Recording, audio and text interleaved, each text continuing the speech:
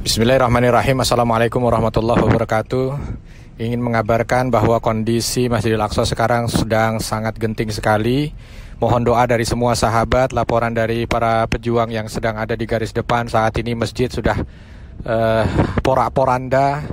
Tentara Israel sudah penjajah masuk ke dalam dan sudah berani dengan beberapa bom-bom yang akhirnya merusak bahagian-bahagian masjid yang ada di sana, dan asap sudah membumbung tinggi terlihat dari luar masjid. Dari atas Bukit Zaitun juga sudah terlihat banyak sekali asap yang keluar dari komplek masjid, dan banyak sekali suara-suara ambulan yang membawa korban yang keluar dari masjid karena penjajah Yahudi laknatullah sudah betul-betul membabi buta ketika mereka menembaki para mu'takifin yang ada di sana. Perlu disampaikan juga kepada para sahabat, ini bukan begitu saja terjadi, tetapi ini sudah terjadi dari awal Ramadan. Bagaimana proses ini terjadi karena mereka sudah berkeinginan betul untuk bisa mengambil alih Masjidil Aqsa. Diawali dengan awal Ramadan kemarin ketika ada beberapa orang yang masuk menyerupai atau masuk sebagai seorang menyamar sebagai seorang muslim, tapi ternyata membawa banyak senjata tajam, dan ketika tertangkap mereka menginginkan, katanya pengakuan mereka ingin membunuh orang yang sedang sholat, dan ketika ditangkap diberikan kepada pihak berwenang, tapi ternyata justru dibebaskan oleh penjajah Israel, dan itu membuat marah kaum muslimin. Tapi ternyata tidak berhenti sampai di situ. Banyak sekali di awal-awal Ramadan anak-anak kecil kaum muslimin disiksa oleh orang-orang Israel. Ketika ada wanita yang lewat komplek pemukiman Yahudi, dicopot jilbabnya, sehingga akhirnya membuat kaum muslimin itu marah. Tetapi yang marah justru ditangkap oleh penjajah Israel. Terakhir kasus dari Sheikh Jarrah ketika komplek di Yerusalem atau di Yerusalem Timur yang ini adalah merupakan komplek kaum muslimin, tiba-tiba ada 1-2 keluarga yang memaksa masuk rumah kaum muslimin, dikawal oleh tentara Israel ya, sehingga dibolehkan dan akhirnya mengambil alih rumah itu. Ketika satu rumah berhasil, beberapa rumah begitu. Beberapa keluarga diusir keluar, dan ketika keluar dijaga tidak boleh masuk ke dalam rumah. Lalu ada keluarga dari Israel Yahudi yang dikawal oleh tentara dan akhirnya memasuki rumah, yang akhirnya menimbulkan perlawanan dari sahabat-sahabat kita. Dan ini letaknya tidak jauh dari Masjidil Aqsa. Dan terakhir bagaimana mereka di tanggal 28 Ramadan ini, para rabi mereka, pimpinan-pimpinan pendeta mereka sudah memang dari awal mereka menjadikan tanggal ini sebagai tanggal di mana mereka akan merebut Masjidil Aqsa. Bahkan pimpinan rabi mereka menulis dalam poster-poster yang mereka sebarkan, dalam pamflet yang mereka sebarkan, mereka mengatakan kalau tidak hari ini, maka Tuhan tidak akan memberikan kesempatan pada kita untuk mengambil Masjidil Aqsa. Maka mereka sudah bersiap diri. Bahkan beberapa foto yang terjadi yang sampai ke kita dari laporan kaum muslimin yang ada di sana, bahwa kaum muslimin yang datang mendekat ke Masjidil Aqsa maka akan diputarbalikkan oleh tentara Israel, sedangkan puluhan bis dari ekstremis Yahudi dengan mudah untuk masuk ke Baitul Maqdis. Bahkan di antara mereka sudah memamerkan senjata-senjata api mereka, bahkan mereka berpelukan dengan para tentara dan mengatakan inilah saatnya, inilah saatnya. Yang perlu untuk dikhawatirkan bahwa kita perlu tahu cara Yahudi dalam mengambil tempat-tempat suci yang ada di Palestina. Modelnya persis seperti ini Bapak Ibu. Kalau kita tidak waspada dan tidak bergerak, maka akan terjadi hal yang sama seperti Masjid Ibrahim di Khalil dan seperti Masjid Nabi Daud yang ada di Yerusalem. Kenapa? Karena mereka akan mengambil kesempatan di mana kaum muslimin tidak banyak yang peduli, dan ini saat ini adalah momennya menurut mereka karena semua pada sibuk dengan pandemi. Ya, seolah mereka hanya mengurusi diri mereka, jadi ya mereka tidak akan bisa bergerak karena berkumpul pun sudah dilarang. Jadi mereka mungkin tidak akan berkumpul dan akan protes ya. Maka mereka mengambil momen ini. Yang kedua, mereka akan menguasai terlebih dahulu walaupun hanya 1 atau 2 hari. Nah, ketika 1-2 hari terkuasai dan mungkin kaum muslimin akan melawan, terjadi pertumpahan darah, mereka akan membawanya ke pengadilan. Tetapi kita tahu bahwa pengadilannya adalah penjajah. Maka apa yang terjadi di Masjid Hebron akan terjadi, bahwa keputusannya adalah dibagi 2 masjid itu supaya tidak terjadi pertumpahan darah. Dan harus dipatuhi oleh semua pihak. Hati-hati kalau ini terjadi. Nauzubillah min dzalik, maka kita sudah kalah. Dan tidak lama dari itu mereka akan menguasai secara keseluruhan seperti Masjid Nabi Daud. Ini yang harus semua kita melek, bahwa ini bukan waktu yang ini sangat darurat dan sangat krusial sekali. Mudah-mudahan sahabat kita di sana diberikan kekuatan. Tetapi kondisi terakhir nampaknya agak sangat berat sekali. Minimal kalau mereka bisa masuk dan menguasai, ini akan sangat buruk bagi kita. Jangan sampai pekan depan setelah Syawal kita merayakan hari raya, ternyata ada pengumuman bahwa Masjidil Aqsa dibagi 2. Kalau itu, maka bersiaplah sahabat sekalian untuk bisa memberikan yang terbaik dari apa yang kita miliki di dunia ini untuk Masjidil Aqsa.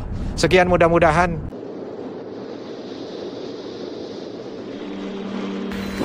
Bismillahirrahmanirrahim. Assalamualaikum warahmatullahi wabarakatuh.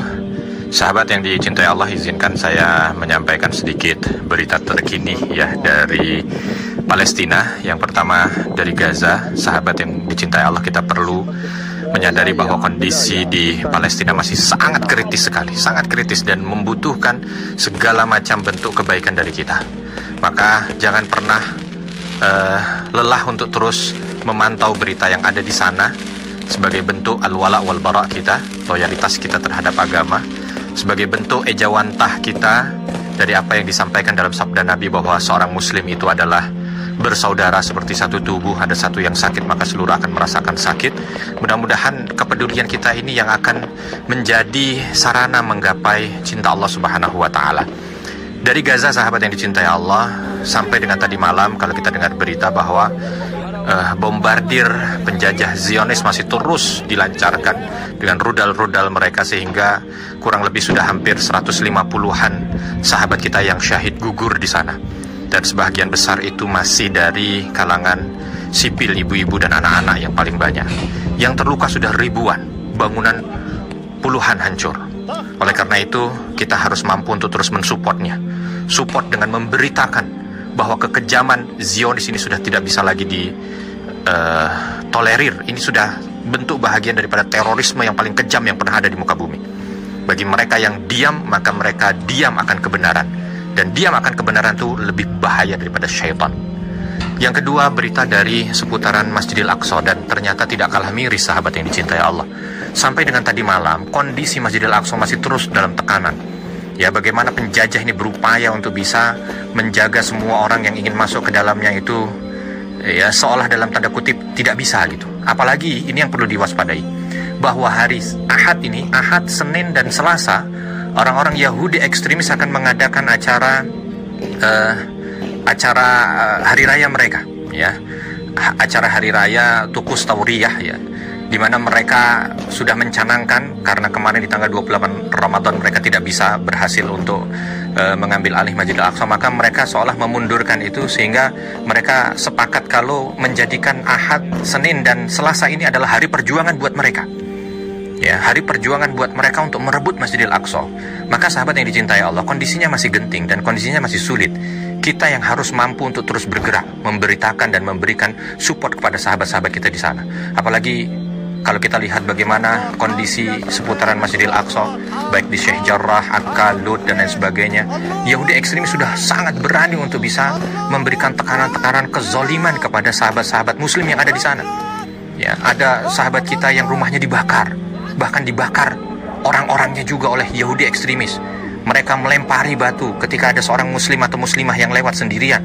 Bahkan mereka sudah dipersenjatai seolah dengan senjata-senjata api yang dengan mudah mereka tembakkan begitu saja. Kondisi yang ada di sana luar biasa. Jeritan-jeritan itu harus kita dengar sahabat, dan harus kita suarakan.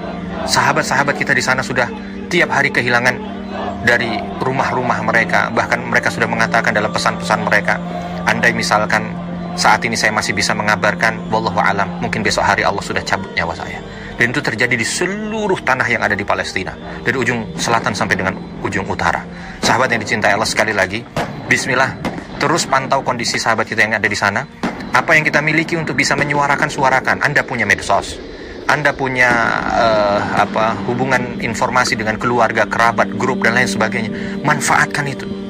Apa beratnya untuk mengolah jari untuk bisa menyampaikan berita kondisi yang nyata yang ada di sana? Karena ternyata juga sekarang sudah banyak sekali hoax-hoax yang dilempar oleh penjajah Zionis itu.